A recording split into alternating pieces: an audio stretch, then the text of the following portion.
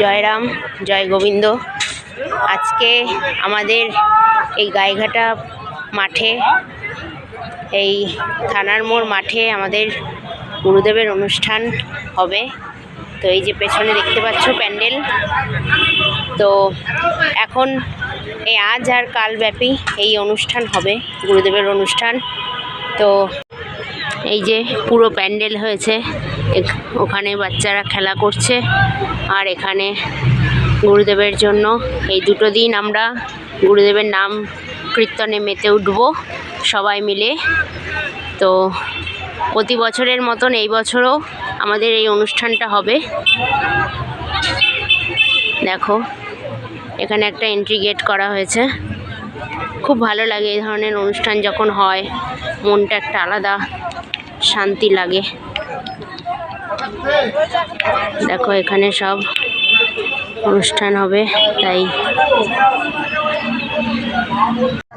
আর এখানে গুরুদেবের সিংহাসন এবং গুরুদেবের প্যান্ডেলকে ফুলের সাজে সাজানো হয়েছে, খুব সুন্দর হয়েছে ডেকোরেশনটা, দেখতেই পাচ্ছ। এখানে ঝাড়বাতি আর এই জায়গা যেখানে রাতে হবে কীর্তনে আমরা সবাই মেতে উঠবো এই জায়গাটাতে। তো এখন প্রস্তুতি চলছে গুরুদেবের গঙ্গাবরণে যাওয়ার জন্য। তো দেখতে থাকো সবাই। এখানে গঙ্গাবরণে যাওয়ার উদ্দেশ্যে গুরুদেবের সিংহাসনকে খুব সুন্দর করে সাজানো হয়েছে। এটাই আমাদের যাত্রাপথের সঙ্গী হবে, গুরুদেবের এই সিংহাসন খুব সুন্দর করে সাজানো হয়েছে। আর এখানে এখন গঙ্গাবরণে যাওয়ার উদ্দেশ্যে গুরুদেবের কাছ থেকে অনুমতি নেওয়া হচ্ছে। ঠাকুরমশাই সেই কাজটাই এখন সম্পন্ন করছে। তো